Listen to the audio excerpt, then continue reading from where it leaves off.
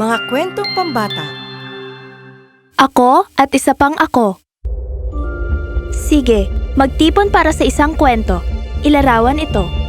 Sa isang kalawakan ng walang katapusang masamang buhok at mga nakakalimutang password, paano kung iba ako?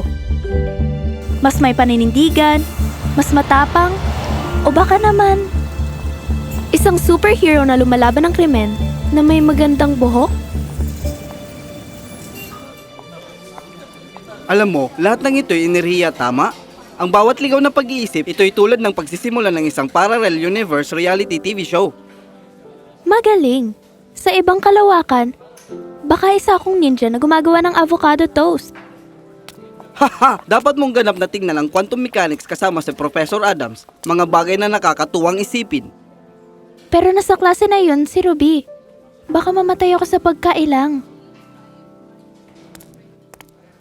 Camille, sweetie, ang buhay hindi tungkol sa pag-iwas sa mga putik. Ito'y tungkol sa pagsaboy sa kanila.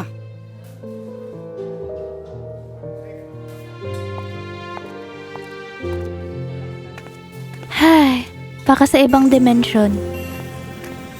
Buhay bilang isang 16 na taong gulang, mas maraming libro kaysa kaibigan. At nagdanais na ang high school ay parang Netflix. Mas kaunting soap opera. Ngunit minsan, kahit kalmado, may bagyong naghahanap sa'yo. O tingnan mo, ang dahilan ng high school ay komplikado. Hi, Serenity! Oh, tingnan mo nga naman. Kung hindi, si Miss Camilla. Ito'y Camille. Oh, may umungol ba na daga? Bakit nagkakamali ang mga tao sa mga pangalan? Siguro ito ay isang talakasan. Makakakuha siya ng tropeyo para dyan. Oo, tama. Ipagpatuloy mo yan, Camilla. Ito'y Camille. Paalala sa isipan, magdisenyo ng sipol na nagwawasta ng pangalan. Sa bahay, ang kaharian ng hindi magkatugmang medyas at ang aking bantay na aso si Fluffy.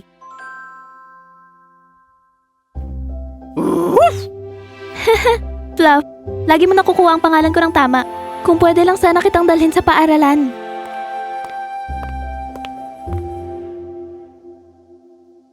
Mahabang araw? Ganon pa rin. Kain muna, bago ang mga mami. Pagkatapos ng 5 minuto, kapag may drama ang buhay, pupunta ako sa sino-unang Ehipto. Walang wifi, ngunit kapayapaan. Habang binabaon ko ang aking sarili sa mga pahina ng libro, ang silid sa paligid ko ay nagsimulang matunaw sa mga buhangin ng oras. Umiikot at bumabalot sa paligid ko habang ang tibok ng Ehipto ay hinahalo sa ritmo ng aking puso. Dinadala ako sa isang kaharian. Panibagong araw, panibagong drama. Hay.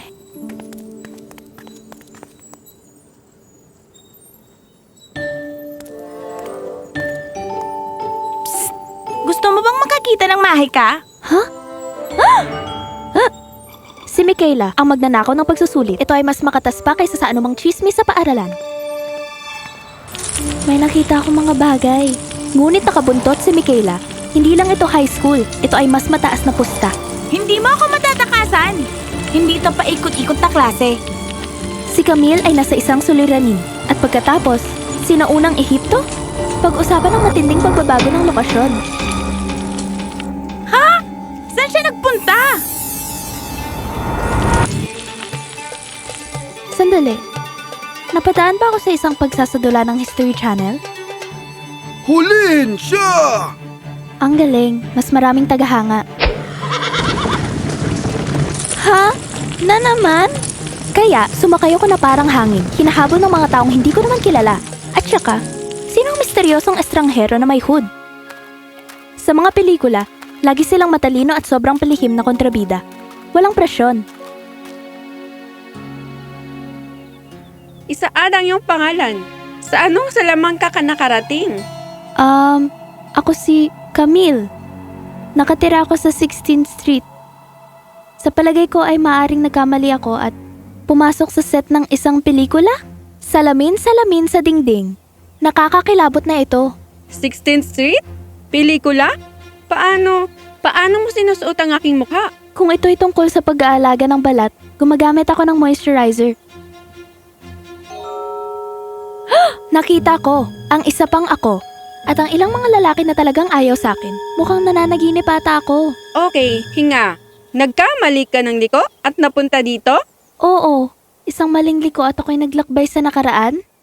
Ang laki ng pagkakamali ng GPS. Tumingin siya sa akin, sinubukang lutasin ang palaisipan. Pero ibig kong sabihin, dalawang nagagandahang babae sa isang lugar? Mahirap paniwalaan. Hindi ako makapaniwalang nangyayari ito. Ako si Edris. At sa ilang laro ng kapalaran, ako ay ikaw. Ipagpaumanhin mo, pero isa pang ako? Pagpasensyahan, mayroong maraming dimensyon, mga alternatibong mundo. Ikaw, maaring hindi galing sa Earth na ito? Okay, una sa lahat, hindi ako alien. At oo, ako'y mula sa Earth. Pero ikaw? Sa tingin ko, nanggaling ka sa ika-18 siglo. Saang siglo ka galing? Ika-21. Ngunit kailangan kong aminin, ang iyong panahon ay may mas magandang alahas. Kung ganon, ikaw ay galing sa inaharap? Buksan mo! Napapaligiran ka na namin! Anong ginawa ko? Humiram ng isang tasang asukal nang hindi nagpapaalam? Hindi, hinahabol nila ako. Pero sa ngayon, akala nila ako ikaw. Umalis na tayo. Kaya, naroon ako. Sinusubukang magkaroon ng kahulugan ng isang mundo na sinuuna pero parang pamilyar. Ibig kong sabihin, alam ko ang lahat tungkol sa oras na ito. Si Idris ay katulad ko. Ngunit hindi rin ako.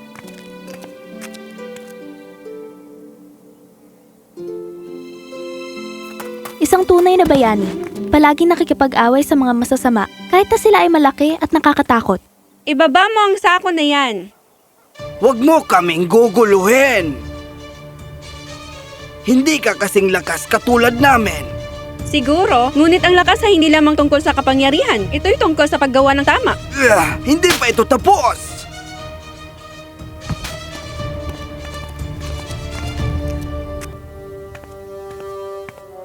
Edris, grabe ang mga yan. Hindi ka ba natatakot? Oo naman. Ngunit ang matakot at pigilan ng kasamaan? Sulit yun, tol. Minsan, pinipili mo ang mahirap na bagay para sa kapayapaan ng isip. Hindi ko maiwasang humanga sa kanya. Si Idris ay parang salamin na nagpapakita ng mas matapang na ako. At ang aking kalaman sa sinaunang Ehipto ay talagang nakakaapekto sa kanyang isip. Oh, nagtataka ako kung bakit maraming ari-arian sa loob ng piramid ng mga hari. Oh, hindi mo ba alam? Ito ay paniniwalaan ang mga hari ay nangangailangan ng mga ari-arian sa kanilang susunod na mundo kung saan sila ay magiging pinuno muli. Ganon pa rin ang naririnig ko. Ikaw ay parang isang libro ng kasaysayan, hindi ba? Mga libro at pagiging masungit. Ito ang sikreto ko. Sana ay naging mausisa ako tungkol sa buhay. Upang ang aking buhay ay naging katulad ng isang scholar. At sana, nasa akin ang iyong katapangan, Edris, para kang tagapagtanggol ko. Nakalimutan na nating pareho kahalagahan kung anong meron tayo. Wow, hindi ko inaasahang tuturuan ako ng sarili ko. Ngunit pagkatapos, ang kapayapaan ay nagambala. Ang parehong masamang lalaki ay bumalik, at siya ay galit. Ikaw na naman? Edris, hindi ka makakatakas sa amin. Tinuro ako ni Edris sa isang taguan. Karaniwan, sasabihin ko, oo naman, ligtas na lugar, papunta na ako. Pero guys, may nangyaring kakaiba. Si Edris ay nasa labas, napapalibutan, ngunit napakatapang. At biglang, boom! Ang kanyang mga salita ay tumama sa akin na parang kidlat. Kahit natatakot ka, labanan mo ang masasamang bagay kapag nakita mo ito. Heh, laos ng pagtakbo at pagtatago, diba? Biglang, parang naging superhero ako sa isang pelikula, tulad ng oras na ng showdown. Ngunit walang magarbong slow-mo. Alam mo na, kumuha tayo ng kaunting kapayapaan, pwede ba? Zoom! Pumunta ako sa mga opisyal. Ang aking boses ay malakas at mapagmataas na nakaturo sa mga magnanakaw. Nakakabaliw na saya ang ginagawa ng puso ko, pero ngayon, hindi lang takot. Ito ay pananabik? Camille, ang galing mo! Hindi ka ba natakot? Oo, pero natutunan ko na ang gumawa ng tama ay mahalaga, kahit na ito ay nakakatakot. Kung tatayo ako, tatayo din ang iba. At baka matakot silang abalahin tayo sa tamang dahilan.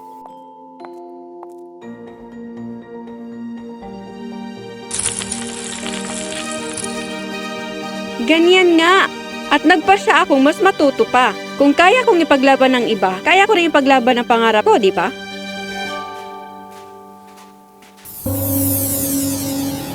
Sandali, yung kumikinang na bagay. Yan na ba ang lagusang pauwi? Ganito ka nakarating dito? Wala ito dito kanina. Tama si Edris. Ang lagusan ay bago. Ngunit marahil ito ay lumitaw dahil may natutunan kaming isang mahalagang bagay. Nagpaalam kami, nangako na hinding-hindi kakalimutan ang isa't isa. Palagi kang nasa puso ko, Edris. Hindi mo ako makakalimutan. Ako ay ikaw. Ang isa pang ikaw.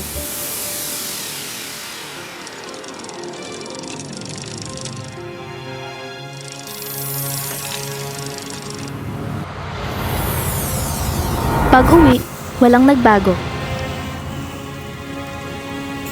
Pero iba ang pakiramdam. Dahil kinabukasan, kinumpranta ko si Michaela. At sinigurado kong hindi na niya mabubuli ang kahit sino man.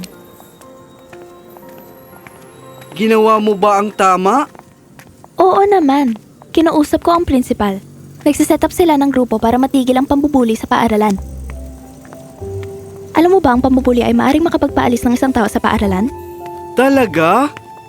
Oo.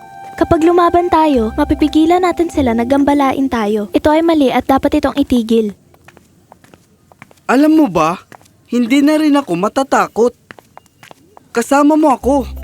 Oo. Sama-sama tayong gagawa ng pagbabago.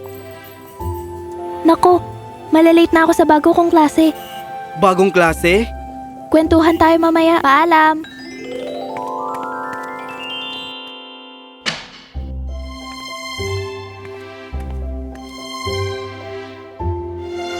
Kumusta sa lahat? Ako si Daniel Adams at ako'y nasasabik na makilala kayong lahat ng mga kabataan ngayon. Sisisid tayo sa isang bagay na kapanapanabik ngayon. Isipin ito bilang isang mahika, ang quantum mechanics. Oo, alam ko. Hindi ito technical na mahika. Ngunit naisip mo na ba ang tungkol sa iba pang mga dimensyon? Kung saan may iba't ibang... Hay, ibang dimension.